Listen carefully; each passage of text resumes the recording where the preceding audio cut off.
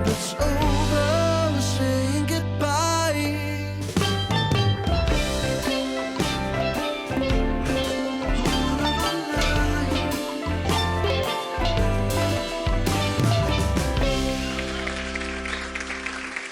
Welcome to the Late Life Show. I'm Arturo de las Fuentes, and today I'm here with a very, very special guest, Mikel Glass. How are you doing? I'm doing very well, thank you. Arturo. Where are we? We're in my studio in Hell's Kitchen. Been in the space for about 32 years and watched enormous change happen over time, although in some ways the place is like a time capsule because some things haven't changed here in this specific space over that amount of time.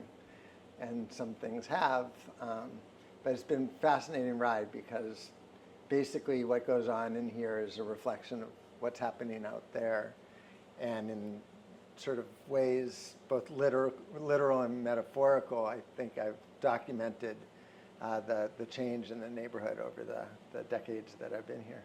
What changes have happened in the neighborhood? Wow. I mean, when I first was here, it was a very sketchy neighborhood, sort of proceeded with caution, lots of drugs, lots of homelessness, lots of people uninstitutionalized, on the street with mental illness. This particular building had been condemned, I think, in the 70s, and the Housing Preservation Department had it in its portfolio, but they were not maintaining it. So it was a physical structure, but there wasn't a lot more to it, to that, including security. And the main goal of any landlord is to keep water out of the building. At times this seemed like an indoor swimming pool, but the rent was very cheap. Basically, I sort of feel as the neighborhood has changed, I've sort of changed along with it, in some ways in parallel fashion, and in some ways sort of against the direction things are going. It's being gentrified now, as any other neighborhood in the city would. And I think in this particular neighborhood in Hell's Kitchen, that transition has like a very striking contrast to what was versus what becomes. I met you because you saw a painting of mine that documented the open rail tracks that Amtrak would use, and you could literally see the trains go by, but if you zoomed in, you could also see the homeless people that were living down there and the people who were shooting heroin down there. And there was this whole crazy ecosystem that you could only see here. And then at a certain point, they built a platform over it in a luxury 50-story apartment building. And now all you can see is, people going in and out are paying, $4,000 for a studio apartment. And for me, it's a little tormenting because I know what continues to go on beneath it as opposed to what people see on the surface. And in my continuing efforts to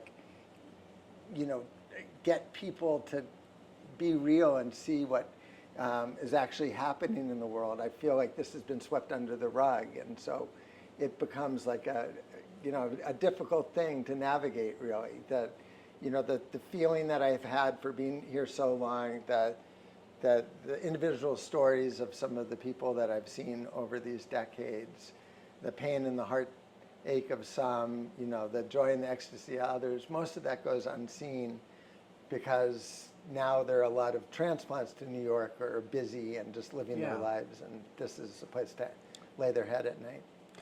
For the people that don't know you, who are you?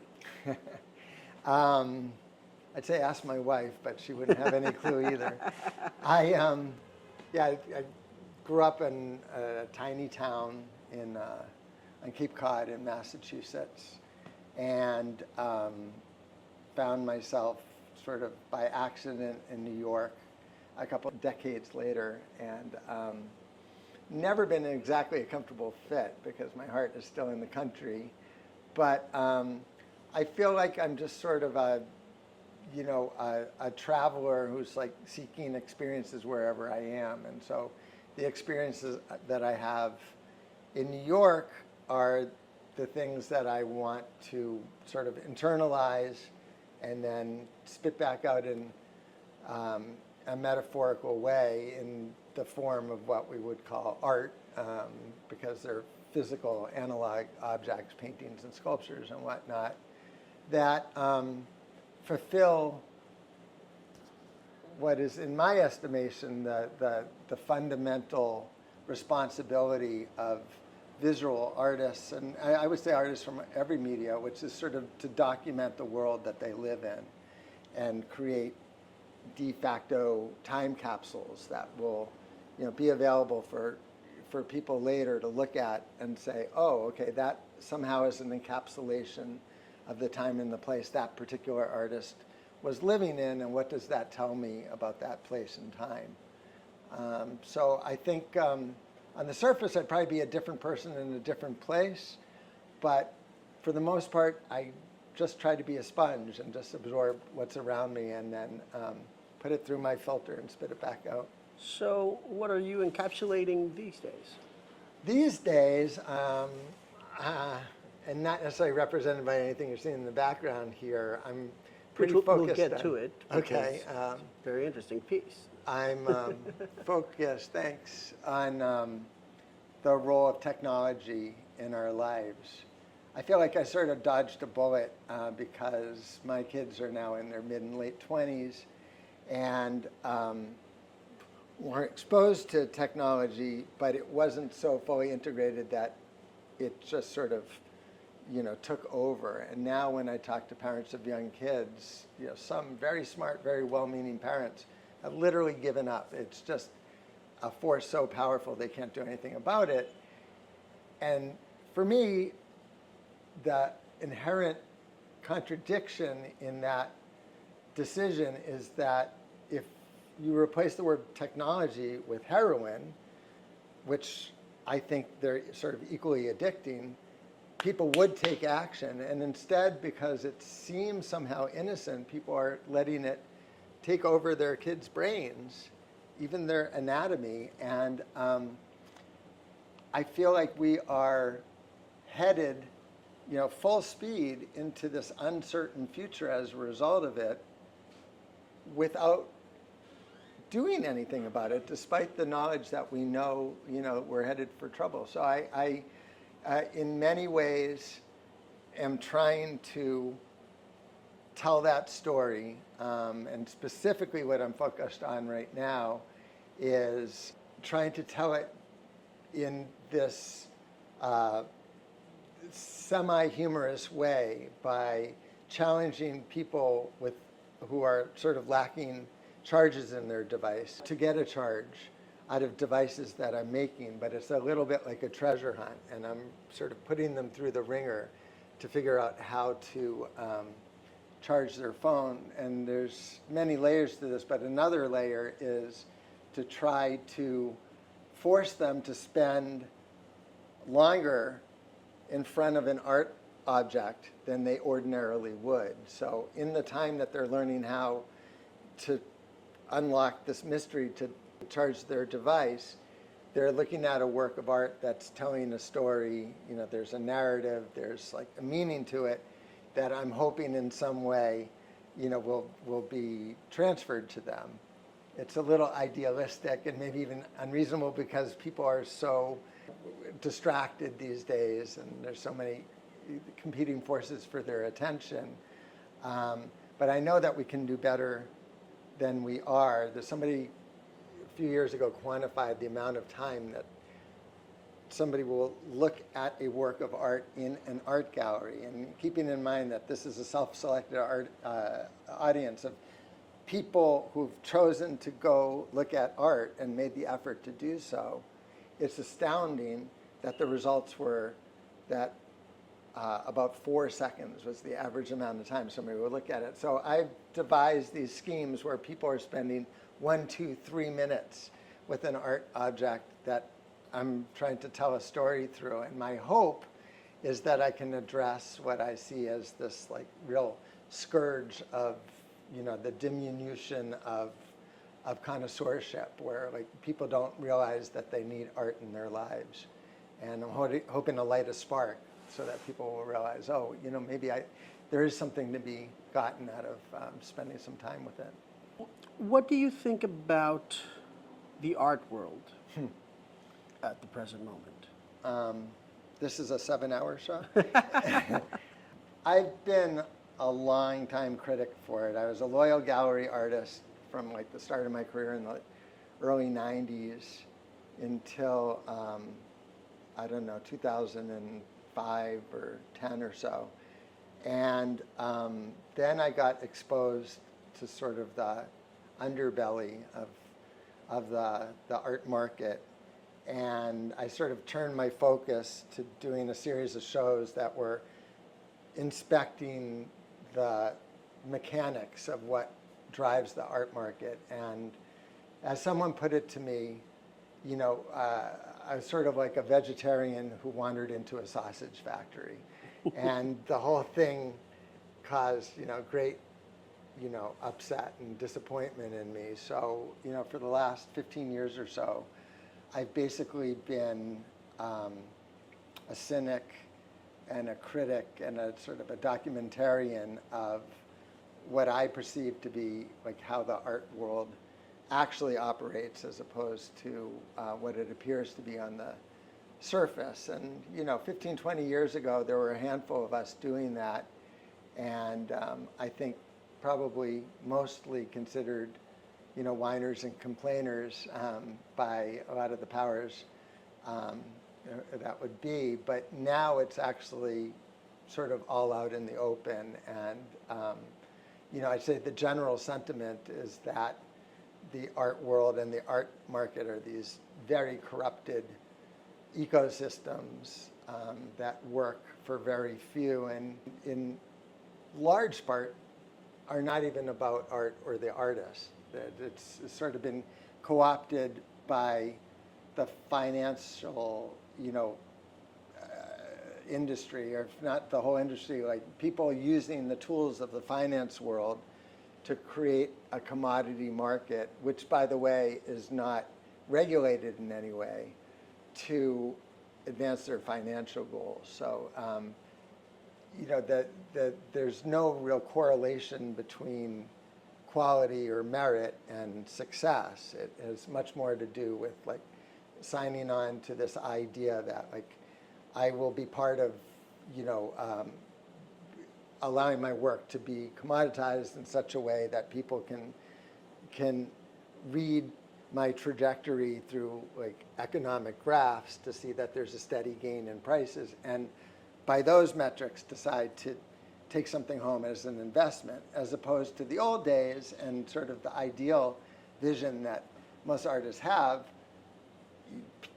Some person will encounter one of your works, fall in love with it, decide they want to take it home, and then it becomes a cherished object that they continue to see new things there. So who decides how much art is worth? The market is controlled by a relatively small group of people, and specifically there are a handful of galleries that are almost like investment banks, and in some cases they'll work with investment banks, and then like another point of the relationship is the auction houses, which are like party to the system of propping up certain artists and always making sure that there's like a rise in their prices. Sometimes the art is good and compelling, but it's not really about that. It's about creating demand, and there's, I'm not an economist by any manner. There's ways to do that, and some of them are completely transparent and fair, and some of them are, pretty cloudy and sketchy, and you have like a range of, those players, using those tools. And basically the goal is to find a young artist with a low price point, selectively place their work in different markets, different auction houses, and then hope that some stranger, but if not some stranger, they themselves will buy the work back, so there's a, an increase in their price, and keep doing this until what was, art purchased at a very low cost point becomes very valuable. But there's, that's a very oversimplified version of it, but it has nothing to do with, some individual's passion for making art and then somebody else on the receiving end, the collector, wanting to, share in those emotions by taking that work home. Tell us about this art piece that we have right here. So this is a fountain that's not fountaining right now. It's actually I don't know if you did this on purpose setting it up here, but it's sort of a perfect example of my side of the equation. I have theories about art, being for the artist sort of like a therapeutic, activity. I think, there's all kinds of emotions from catharsis to release and so forth that can be gained by making art. For years and years, I maintained two pieces of my practice. One was painting portraits where I could make money, and another was just making things that I felt compelled to make. And I was involved in the process of making a particularly frustrating portrait at one point, and to release steam, I just started to make something. To give you a little bit of background, though, someone had just sent me a video. This is a friend who knows I don't like scary things, but sent me this horrifying video, which was a clip taken in Syria of a bombing scene where Assad had bombed a Syrian village with a cluster bomb, and the whole thing was flattened. And this video opens with the father running just in a panic with tears and screams as the audio, with his child in his arms. And you then start noticing these two red circles, which turned out to be the nubs of his legs. And as he ran towards the series of trucks where there was also a cameraman, he plunks the child down on the ground, and the child's flat on the ground, and he's looking up in the sky, asking for all his help. And the child, in the meantime, is like pushing himself up onto his stubs. And through the translation, we learn that he's saying, "Papa, pick me up. Papa, pick me up." And as he's doing this, the father suddenly turns around and runs away. And lest you think it was like some sort of callous act or something, we learn later that he had, spaced that the rest of his family was buried in his house, and he ran back to try to save them as well. But meanwhile, this child is covered in white, which is soot, and has these like growing red marks on his leg, thinks his father's abandoning him, and he just plunks into the sand. And that's where the video ends. And it was sort of dubbed "Papa, Pick Me Up." And I was inconsolable over it. Unlike what's happening in Gaza right now, when Assad turned on his own people in Syria, there was just like, it wasn't in the news very much. And it had been occupying my thoughts. And then when I saw that video, it was very upsetting to me. And working on the portrait, probably, doing a bad job because my heart or head were not in it at that moment. And just as a pressure release, I was taking some of my dog's bones and other things that were lying around the studio and just sort of making a construction. And as I flipped from one back to the other, this thing was emerging out of the ground. And at the moment that I put a doll's torso on it, I realized, oh my God, I just totally organically, I'm dealing with these emotions that are caught inside of me, and I'm making this depiction of this little boy who's, both getting torn apart and possibly being regenerated, that I had seen in the video. And it was just a complete catharsis. And I think it's the way that, there's a million bad reasons or stupid reasons to live one's life in this society as an artist. It's very inexpedient. but there's a few great ones too, and I would say this is sort of the top of the heap. The idea that we can deal with our emotions like in this way. And so at that point, I consciously finished the sculpture, which I called Papa Pick Me Up, and it is a fountain that, there's tears coming out of his eyes and stigmatas and so forth, that I just made as therapy, basically. I was actually about to ask you, why did you turn it into a fountain? I think when I got conscious of what I was doing, I was thinking of the theme of redemption, and sort of as opposed to agony. And if it's possible to say that I was trying to add an optimistic element to it, I was thinking of the water as being cleansing. Yeah. And so, as I said, it's coming from his face, it comes from these stigmatas, it comes from the wings, and then it makes actually a very peaceful noise as it hits the base. So I think that for me, I was trying to wash away the physical. I used bone meal to represent the white originally, like wash away the evil and leave something cleaner. And at that point, I love, particularly when I'm doing something unconsciously, and either I or somebody else figures out what the hell it is I was trying to say later. When I get involved consciously like that, I can offer an answer to that question. Whether or not it's accurate or not, I'm not sure, because I'm not as attuned to that part of my brain as I am to my gut in reacting to things. And getting this together with one of our previous questions, how much would a piece like this be? All I can say is I probably put 300 or 400, maybe 500 hours into it. And sometimes I play this game, okay, should I pretend that I'm like a plumber's helper, or I'm a plumber, or I'm a computer IT person, and therefore should I charge $30 or $100 or $150 an hour? And if you multiply that by 300 and then deal with the fact that if it's through a gallery, you only get 50% of that, I have to charge tens and tens of thousands of dollars. Yeah. It's sort of... But it's weird that you're coming this way because, for example, in the things that I do, I become better at something and I don't necessarily take longer. So like by becoming better, I take less time, but that doesn't, like an hourly wage wouldn't make sense in that area. No. You know? So why are you trying to measure your work in hours of work?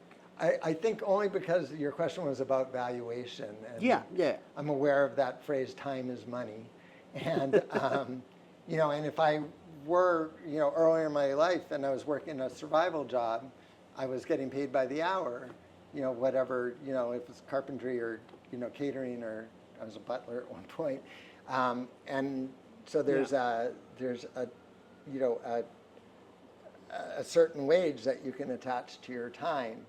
I don't know how to do it with art. I mean, like for me, when I used to show in galleries and show realist paintings, like galleries would come up with per square inch prices. Yeah. And whether you spent a minute on that or 100 hours was not their concern. There could be some play, but for the most part. And with the system that they were telling you right there, they're making you believe that that's how your art should be evaluated per square inch. Yeah, in the same way that funny. our kids' intelligence is measured by, SAT tests. It's not perfect, but it's something. So to answer your question, I mean, I much rather give something to somebody who genuinely loves it and could sort of become an ambassador, to the piece, and me indirectly, by proudly displaying it and taking care of it, than I get no emotion from somebody handing me a check that has numbers on it. It doesn't mean anything to me. But I have a wife and 3 kids and a house and 2 cars, and there's all those realities. So the way I reconciled that was pretty much trying to not think about it at all with regard to things I wanted to do, and then, punish my portrait clients as much as possible, to help subsidize, this other half of my practice. So I don't know. My plan is to, grow up one day and figure all that out, but it hasn't happened yet. Cool. And for example, in the portrait world, like, I just want to get like a range of what art pieces, like what your art pieces could cost. Also, if you don't want to answer the question, I'm totally fine with it. But just so that people have an idea of what it is to be an artist these days, and like how much have you sold your pieces for, So as my father-in-law correctly pointed out when I first started, I think my first portrait was $20,000. And he said, he didn't have appreciation for art. He said, that's crazy. You can go to Central Park and buy one for $15. What I was referring to is a caricature, that somebody on their milk crate would do for you in 15 minutes. Yeah. And in his mind, it's the same thing. Portraits, range basically, by the time I stopped doing them, from $40,000 to $200,000. But I could spend a year on it. And, I would be making them for people who, might spend $50,000 on a couch, or $70,000 for their living room furniture, or $230,000 on their car. So in context, it can make sense, because my goal always was, first of all, to make a painting and not a portrait, something that anybody could enjoy, as opposed to it just being for that specific person. But secondly, to imbue the painting with enough blood and sweat and tears, and in my sort of metaphysical view of that, like the spirit of art, so that somebody, the same person, could look at this painting multiple times a day or a week or a year and always see something new. Diría que ser lunes Sagitario, a veces no me sé controlar. De tu ventana te observo a diario, déjame entrar. Ya estoy bastante cansado, que en mis sueños nada sea real.